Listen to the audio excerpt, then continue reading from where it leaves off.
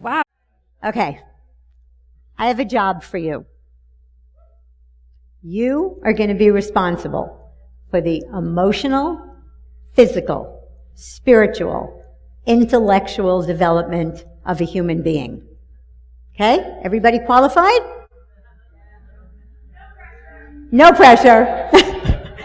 But seriously, if somebody said to you, I have a job, you're going to be in charge of the emotional, spiritual, intellectual development of a human being. How many people would say, not a problem? You need training to drive a truck. You need training to do someone's hair, to be a hairdresser. You need training to be a pole dancer. But anybody could be a parent. Are you kidding me? So today, I am going to give you 3 keys and 1 principle that will help you raise children who have life-affirming beliefs, who feel their power, and who know that they're good enough. Period. Yes, yes? Okay. So, I have worked with thousands of people from Mozambique to Minnesota, from Albuquerque to Albania, and from New Delhi to New Jersey. And virtually everybody, just like you all raised your hands before, virtually everybody has the beliefs. I'm not good enough, I'm not important, and I'm powerless. So I want to do an experiment. We kind of did this a little bit before, but I want everybody to close your eyes. No peeking, all right? I'm certain, no peeking, so close your eyes. I want you to raise your hand if you procrastinate. Wow, okay, so 90% of the room. Put your hands down. I want you to raise your hand if some part of your day you feel anxiety. Raise your hand. Good, about 85, 90%. Now, last one, I want you to raise your hand if you ever worry about what people think of you. Yes, everybody. Great. How would you like to raise children? And if you don't have children, I promise there's value if you just listen. But how would you like to raise children who don't have any of those issues? Who are in life free to be authentic, to express themselves?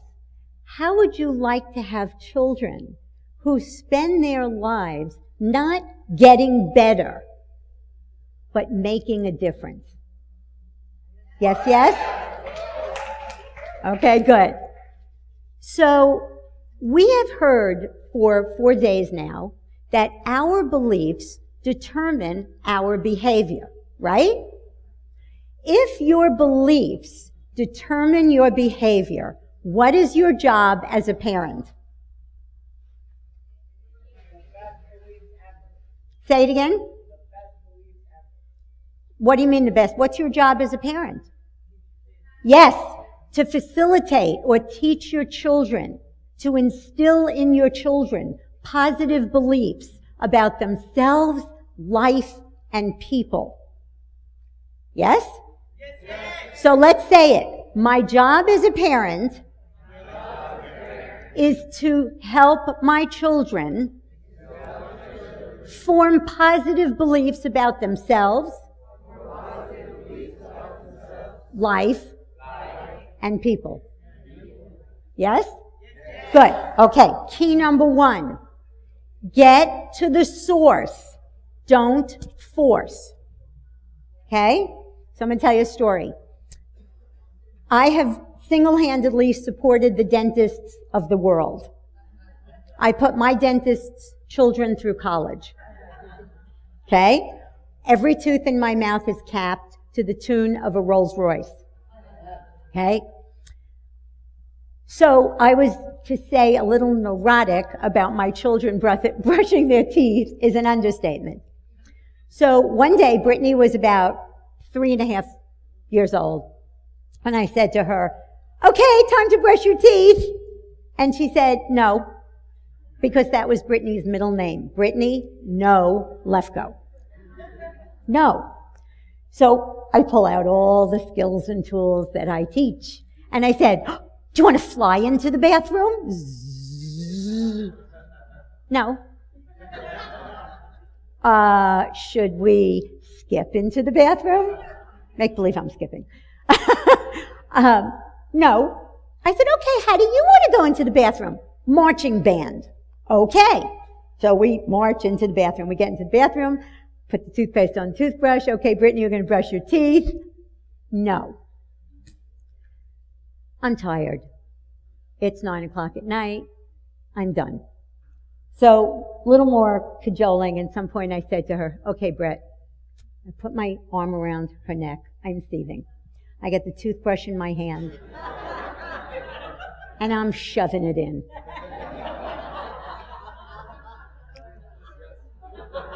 This is true. This is honest to God, true story. And this little voice in my head said, at what cost? See, if she concludes I'm powerless, is it worth it? I don't care if she has no teeth. At which point, I backed off and I looked at her and I said, you know what, Britt? I'm not going to force you to brush your teeth. I won't force you to do anything. However, when you get older, you just may lose all your teeth, and this is how you're going to talk. And she looks at me and she starts to laugh. So I said, sweetie, let me ask you a question. What is it about brushing your teeth that you hate? And she said, Mommy, the brush scratches my gums.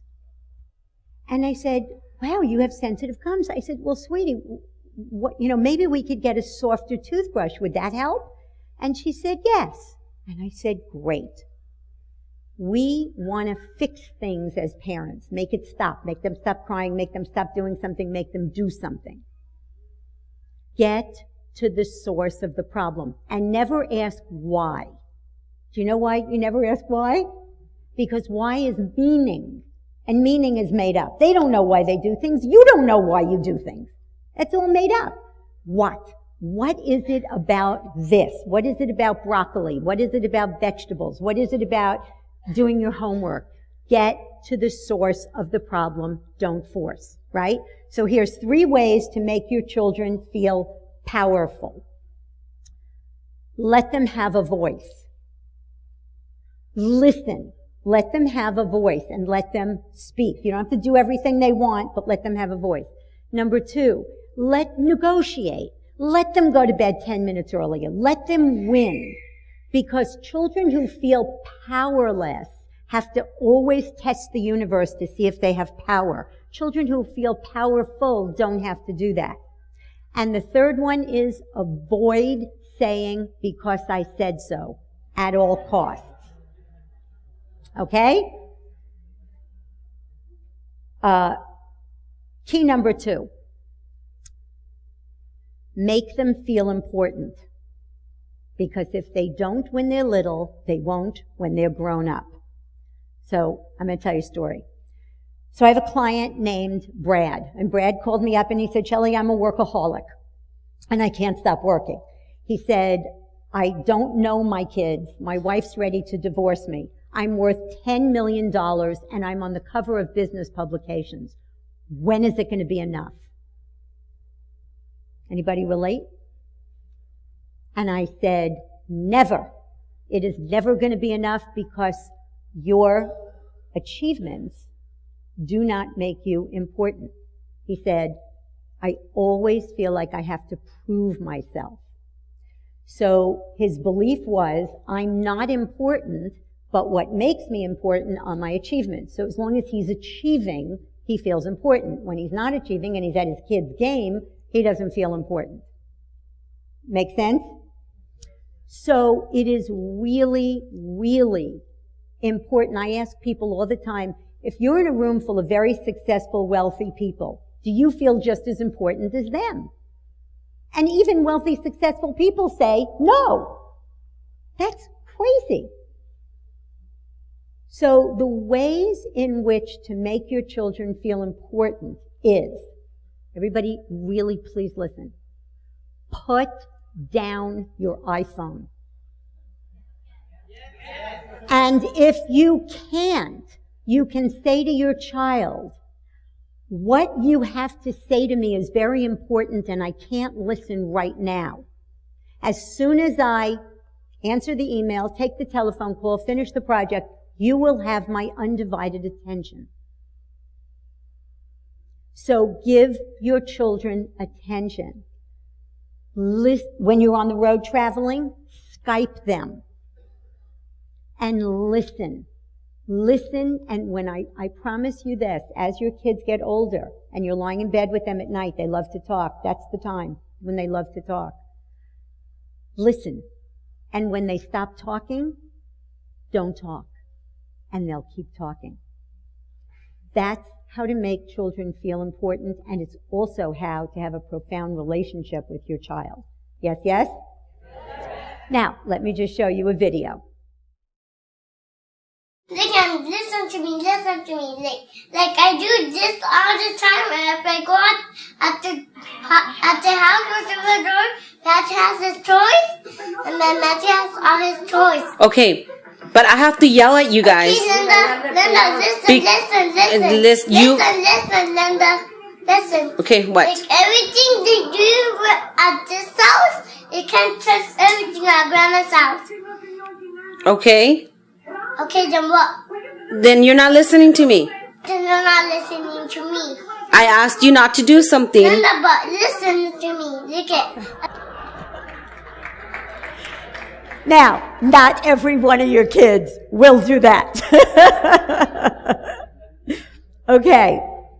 Number 3. Key number 3.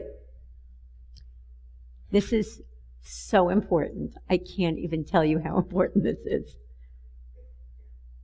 Have realistic expectations for your children. Children are not born knowing things. I'll tell you a great story. So my client named Judy comes in, and she said to me, Shelly, I have to tell you a story.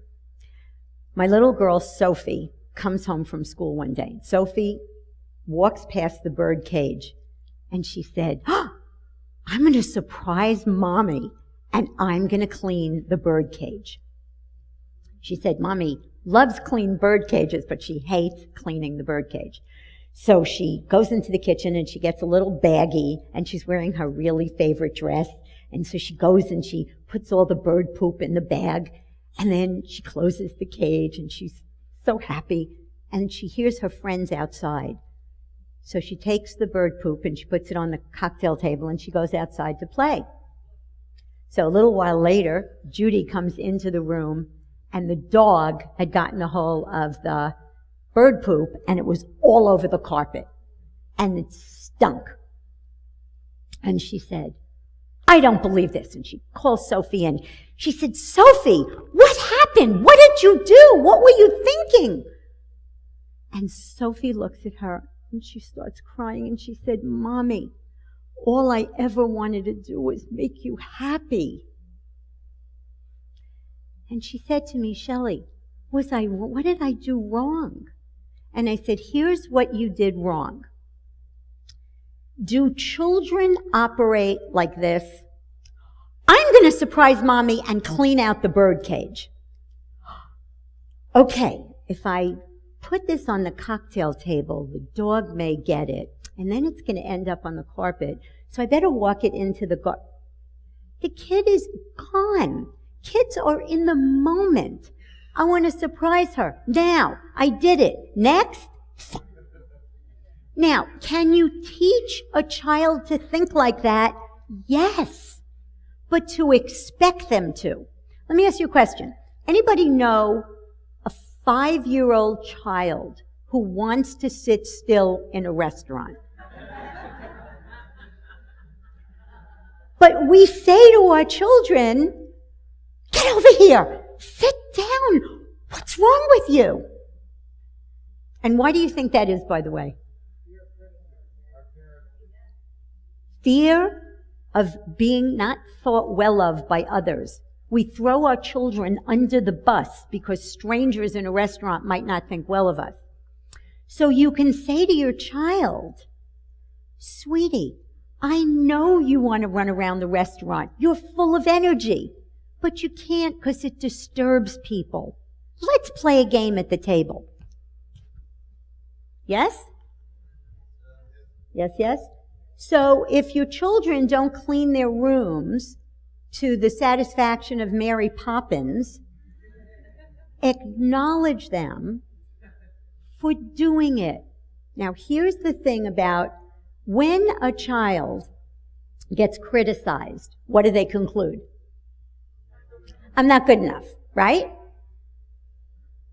And then, or I'm not capable, or mistakes and failures are bad. So here's the deal. 3 ways to not have your children feel I'm not good enough. First and most important, acknowledge them for who they are. I love being with you. Vaughn, you are such a joy to be with. You're so warm and kind and caring. You know, I have to tell you something. What you all do is very interesting, and sometimes with this group, maybe even inspiring. But being with you in these past 4 days has been awesome. The way people have been being with me. Do you need anything? Can I help you carry something? Do you need anything? It is who you are that inspires people. So stop telling your children, did you do your homework? Didn't you do your homework? Did you do your chores? Didn't you? You're not a human doing, you're a human being. So acknowledge them for being, number 1. Number 2, instead of criticizing and comparing, never, ever, ever, ever compare. Never do what? Compare. Never compare your children, okay? So give information. When you leave the milk out, it gets sour. They're not born knowing that. When you leave the refrigerator door open, the food goes bad. They're not born knowing that either, okay? So those are the things that you can do. When your children make mistakes, say to them, this is what I used to do. Ding, ding, ding, ding, ding, learning opportunity. So when my daughter was, because I didn't want her to have that belief, so when my daughter was 9 years old, she said to me, Mom, it's getting old. I got it. It's true. So here's the thing. Every child deserves the kind of parenting that allows them to have and live their dreams. They deserve the kind of parenting that has them be in life as a contributor, as a fully self-expressed, joyful human being. Not the kind of parenting that they spend their lives recovering from. Yes, yes? So, here's the principle that I say as a parent will change your life and your child's life forever. When your child walks away from you, stop and ask yourself the question, what did they just conclude? What did they walk away saying to themselves? Did they walk away saying, I'm a winner or a loser? Did they walk away and saying, I just made a mistake and I grew? Or I made a mistake and I'm an idiot? So that is the most important question. What did they walk away concluding? And if you don't like what they did, clean it up. Last video. Look, I can be a shark. Now, my whole house is great. I can do anything good. I like my school. I like anything. I like my dad. I like my cousins. I like my aunts. I like my Allisons. I like my moms. I like my sisters. I like my dad. I like my hair. I like my haircuts. I like my pajamas. I like my stuff. I like my rooms. I like my whole house. My whole house is great. I can do anything good. Yeah. I can do anything good.